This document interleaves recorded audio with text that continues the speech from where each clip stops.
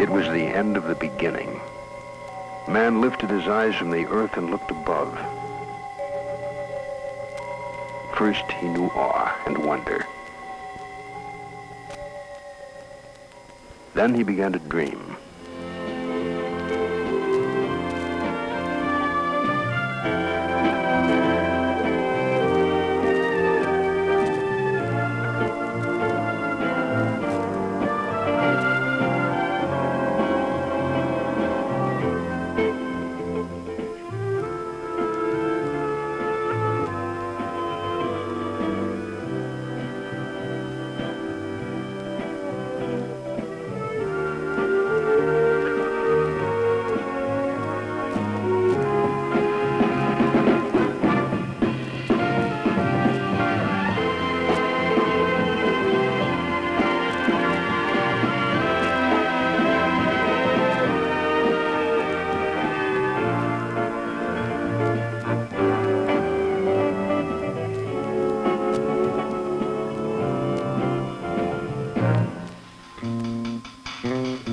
It has been a lengthening journey, a continuing odyssey.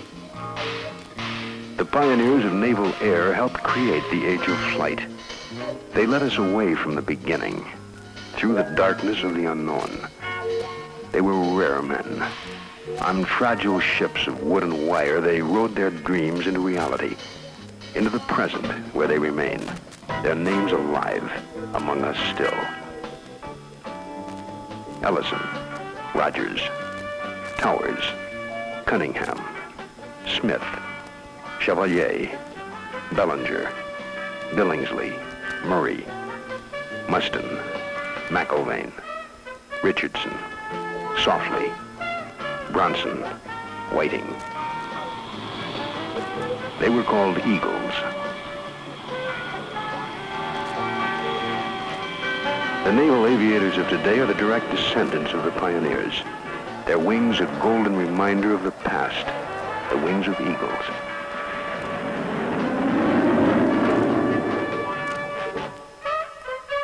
Pensacola, Florida, a city that remembers the beginning. A name synonymous with the growth and development of naval aviation. In the official chronology is recorded the following. January 20th, 1914. The aviation unit from Annapolis under Lieutenant J.H. Towers arrived in Pensacola to set up a flying school.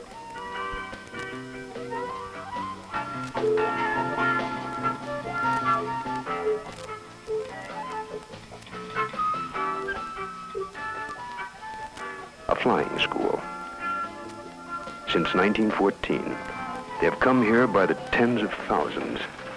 Flight students, inheritors of the dream. Flight training is a school for survival, a unique proving ground. In every aspect, there is a purpose, a reason for each chartered challenge along the road. A naval aviator must know wind and weather, understand the stresses of heat and cold, be able to function and survive on land and sea. He must know the elements and command them all. Most of all, he must master himself.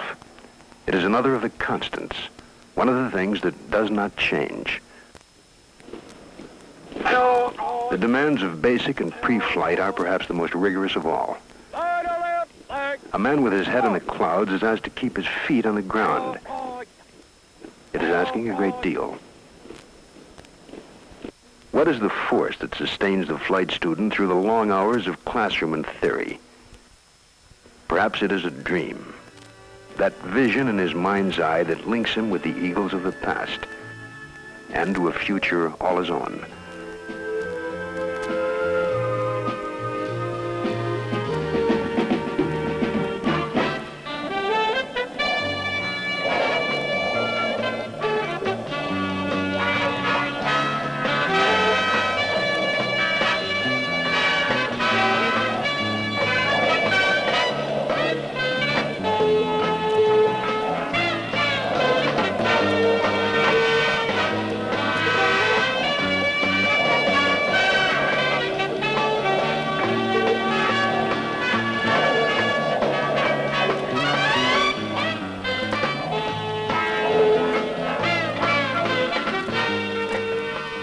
Randy Cunningham and Bill Driscoll are Eagles of today, pilot and radar intercept officer, RIO. They are the first dual aces, a designation hard won in skies over North Vietnam. They share their past with flight students of the present, the Eagles of the future. I'm sure Randy would agree with this. There are some things in the air combat maneuvering environment that are always the same, that don't change. There are certain attitudes and philosophies that were the same in World War I, in World War II, and today. There are some refinements and subtleties, of course, in the jet age that certainly did not exist back in the propeller age. But in the final analysis, it's one man in a machine versus another man in a machine. And there are certain things that we could talk about in fighter air-to-air tactics.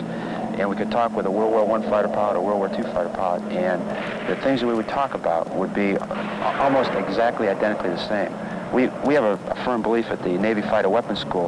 The first man to see the other man is probably going to win. And if he doesn't win, he's probably not going to lose, be it on radar or be it through eyeball. Times have changed little since the time of Richthofen, Oswald Boca, Immelman, Galan, and since the time of McCampbell, the biggest difference that we face is that we only saw MiGs 3 times. At one time, there was a massive MiGs up. But when McCampbell was flying, they had large formations going against large formations. They brought 100 and raised it 2. Man against man, plane against plane. It is a familiar litany. The past influences the present and affects the future. This is the true story of the Naval Aviation Museum, a progression of history that can be felt and heard as well as seen. Displaying superb airmanship and extraordinary heroism, inspiring leadership, the President of the United States, in the name of the Congress, takes pleasure in presenting the Medal of Honor, a record of brilliant successes in aerial combat achievement unsurpassed in this war, by courageous, determined, and inspiring efforts in the face of utmost danger. Within these walls, the span and scope of naval aviation becomes a single fabric, a 3-dimensional tapestry that weaves and blends together across the years, ships and planes, men and events. It is a voyage through space, a trip in time. We make the journey guided by the eyes of eagles, men who with their lives wrote what will be found along the way. In November 1910, Eugene Ely, a civilian pilot flying a Curtiss Pusher, took off from a wooden platform built over the bow of the USS Birmingham, anchored in Hampton Roads. Naval aviation was underway. In the beginning, the tools at hand were barely adequate. The men were better, far better, than the machines. 8 years before Lindbergh, the NC-4 flies the Atlantic, bringing the world closer together. The Navy's first carrier, USS Langley, becomes the realization of commitment to the air, as well as the sea.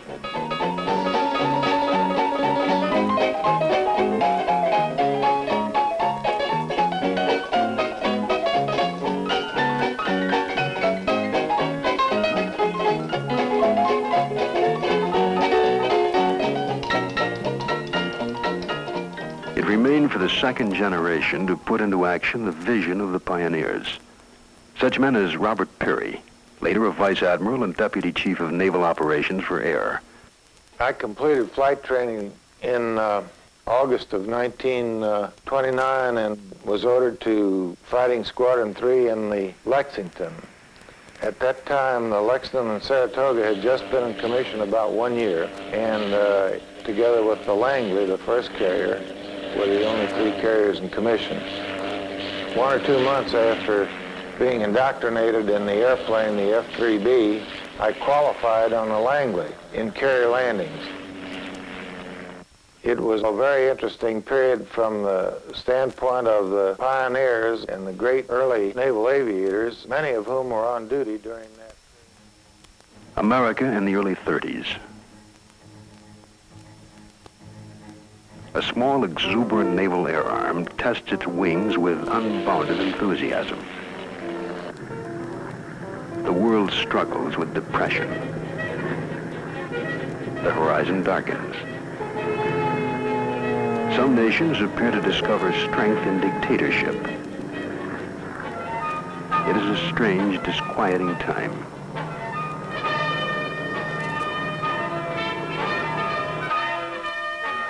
A young man from Mount Willing, Alabama, patrolled the fringes of this twilight world from the cockpit of a PBY.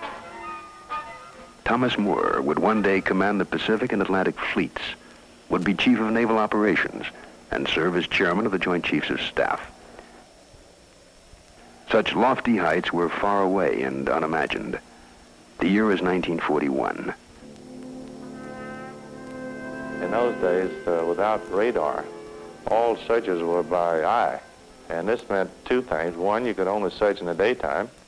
And two, one could only take a sector of about 9 or 10 degrees around the compass. For instance, this would have meant that it would take 36 aircraft on continuous patrol to cover the area in the approaches to Pearl Harbor. And consequently, the probability of detecting a specific ship under those conditions was very low. I was at Pearl Harbor when the war began. We lost practically all of our aircraft from strafing and bombing on the ramp on Fort Island. There was just total chaos in the harbor. Oil was burning all over the place. Actually, black oil was 2 or 3 inches thick all the way around Pearl Harbor. As the Japanese progressed in their invasion of the entire southeast area, the fighting became more intense, and my major experience occurred on the 19th of February, when I was patrolling in search of the Japanese aircraft carriers, and suddenly I encountered a flight of 9 Zeros. And these aircraft were equipped with a 20-millimeter fragmentation projectile, which had a very slow velocity. I could see the damn things. And they came right into the cockpit, right over my shoulder, right into the instrument panel. An aroused nation, armed. But an arsenal of democracy cannot be created overnight. Flying from USS Hornet, Army Air Force B-25s strike at the home islands, at Tokyo itself.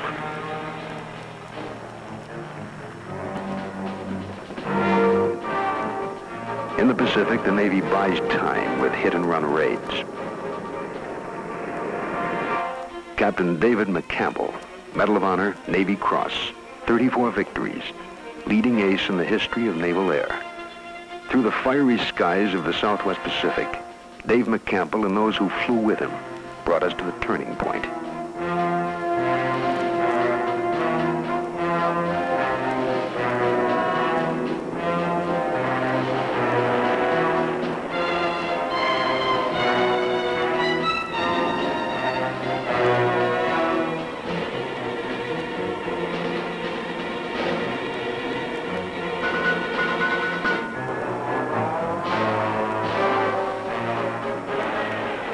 Call of recovery begins. Guadalcanal, Bougainville, the Coral Sea, Midway, Rabaul, Tarawa, Kwajalein, Casablanca, Sicily, Salerno. Strange, exotic names in haunting counterpoint to scenes of violence and death. Carrier forces multiply, becoming vast armadas whose fleets of aircraft darken the skies and hasten the end. Normandy, Saipan, Leyte Gulf, Luzon, Guam, Iwo Jima, Okinawa, the Inland Sea. Names that will not be forgotten. Landmarks on the road to victory.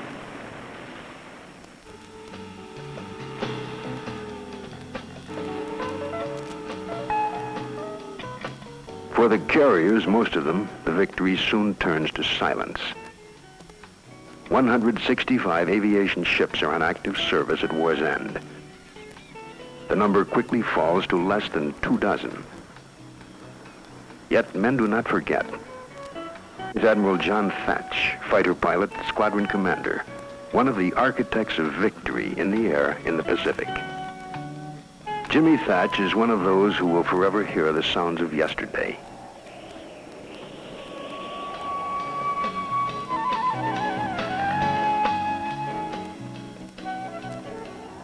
On the port bow, Dave.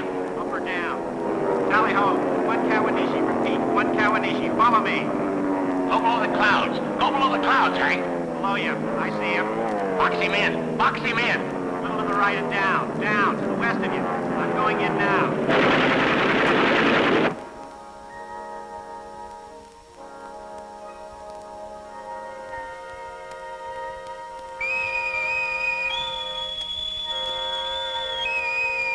Flight quarters. Man your flight quarters stations.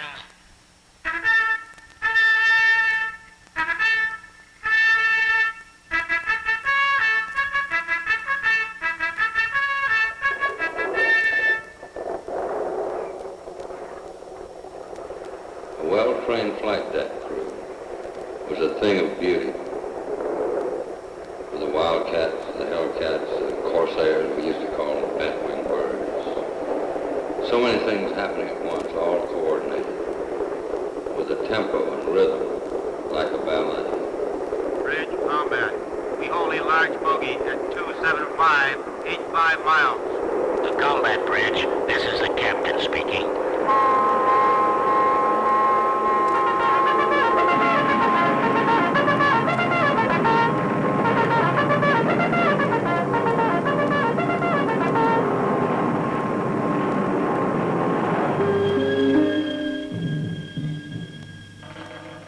Remember,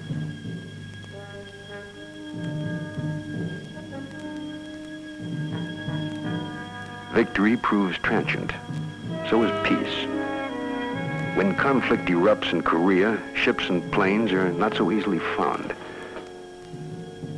Once again, brave men stand ready. Vice Admiral Bill Hauser, currently Deputy Chief of Naval Operations for Air, was part of the nucleus of resistance, one of the stubborn few. Corsair meant home to me at that time. It's a rugged airplane. It was fast for its time and powerful, very versatile. It served as a good fighter and as a good attack airplane or bomber. And the Corsair was a veteran. It had survived World War II, and of course these were improved models of the same airplane. It was known as the bent wing, or the bent wing monster, the Hog. The Corsair, I think, will remain one of the most remarkable airplanes ever developed. The Navy air-to-air action in Korea was limited. Principally, this was a war of close air support, of attrition, of deep interdiction. Korea was a war against a land power, not a sea power as we saw in World War II, in support of another land power. And the Navy did get in and conduct sustained operation for over 3 years. Task Force 77 was composed of one carrier at the beginning of the Korean War. This was in a period of much reduced forces after World War II. This carrier, USS Valley Forge, had just sortied from Hong Kong for the Philippines when the Korean War broke out. Valley Forge and HMS Jupiter, another carrier, made the first strikes against North Korea.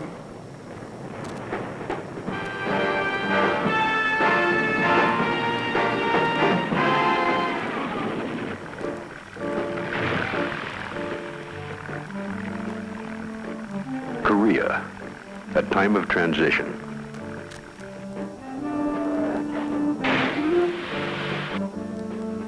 In the years following Korea, years of peace, naval aviation begins to extend itself, to seek new directions and conquer old forbidden frontiers. It is the genesis of an age of acceleration, records and research, experiment and exploration. It is a time when the improbable becomes routine.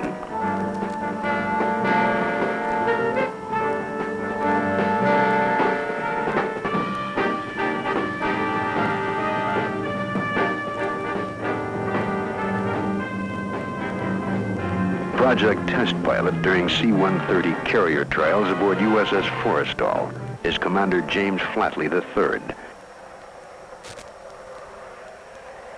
famous son of a famous father, Admiral Jimmy Flatley, World War II ace and fighter tactician.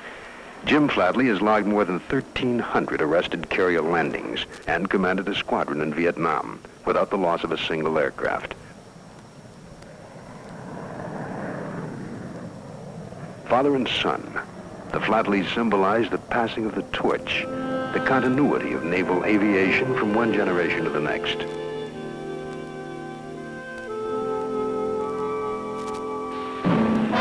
Vietnam. At first, it's an irritation, a mild intrusion of the national consciousness.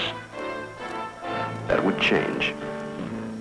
For those who are there, Vietnam means participation in a bitter conflict that seemingly is without end. July 18, 1965. Mission, military installations a few miles south of Hanoi, near the famous bridge at Tan Hoa.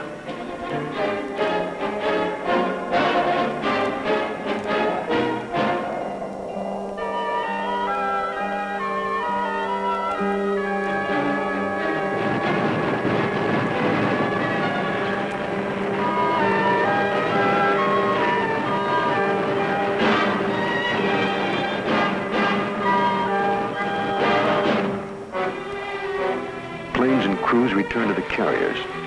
Commander Jerry Denton is not among those who come back.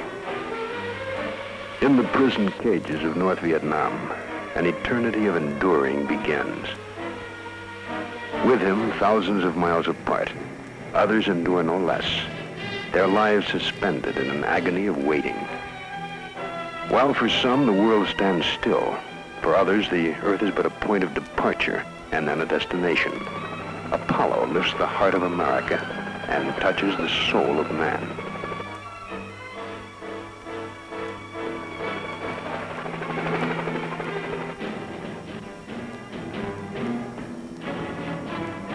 The interlude is brief. Advance and innovation. Positive accomplishments are obscured in the swirling controversy of Vietnam.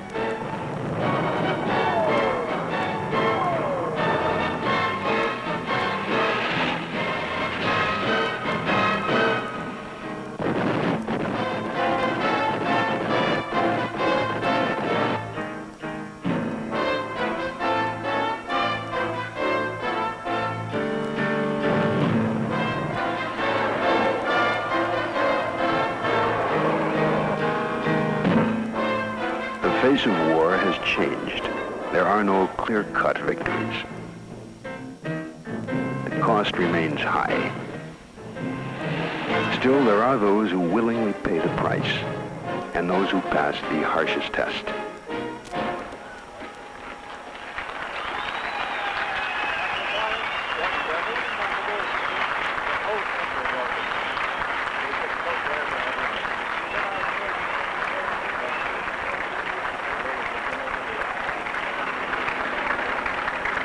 The whole country welcomes you. We're so glad to have you back and so thankful for what you and all of you have done for us.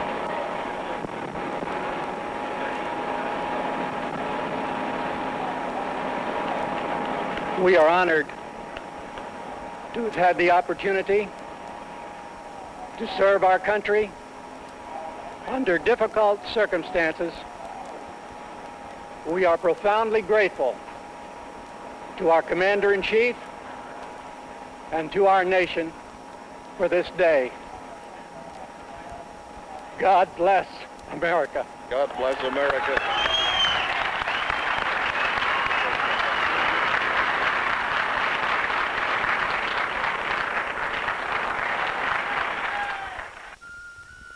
Triumph and tragedy. Often they are found in close proximity. These too will be a part of the new Naval Aviation Museum, part of a living heritage of the deeds of man. For machines, time is the enemy. Where are the ships and planes of yesterday? Gone, abandoned, neglected, forgotten. Most, but not all. The Naval Aviation Museum is a commitment to the rediscovery of history.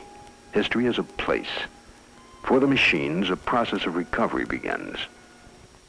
What is actually involved is more, much more, than the restoration of aircraft.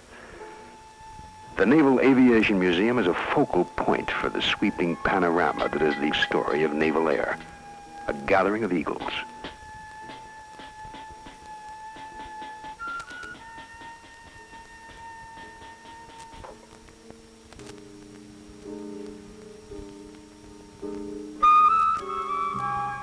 For the machines, skill and patience are given their reward. A dimension, time, is successfully challenged. The enemy has been defeated. The reality of yesterday is now. If one person could somehow represent the advancement and achievement of the years of naval aviation, that singular individual could well be this man, Captain Charles Pete Conrad, United States Navy, retired. I actually started doing some of my first flying myself in the N3N as a boy. I was born in 1930. At that time, we'd hardly exceeded a couple of 100 miles an hour and hardly gotten above 30,000 feet. And by the time I got to college to take aeronautical engineering, we had at that point just begun to break the sound barrier. And by the time I got to flight training in 1953, they were just beginning to go twice the speed of sound. And then in 1960, 61, and 2, we went into space. That's a very short time span. We've gone a great way. In order. The odyssey of Pete Conrad is the odyssey of naval aviation. From the training fields of Pensacola, from the deck of a carrier, to the surface of the moon.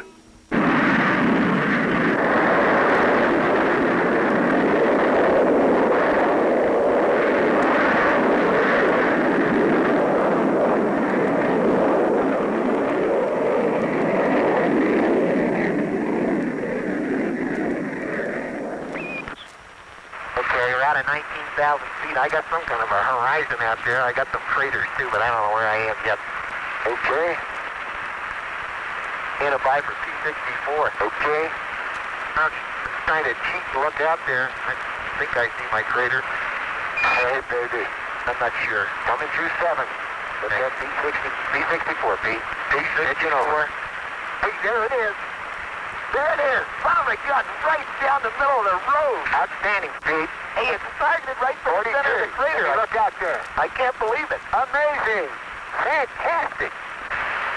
That's what I see sitting on the side of the crater. Real surveyor, huh? Real surveyor, yes, sir. Does that look neat?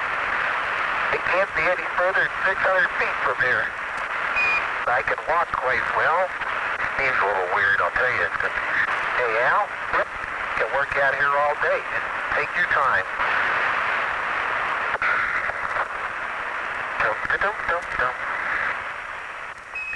For the Pete Conrads of this world, nothing is beyond reach. There are no barriers, just challenges. Only the planets are left in their precarious isolation. Beyond them, only the stars remain. Waiting. Waiting.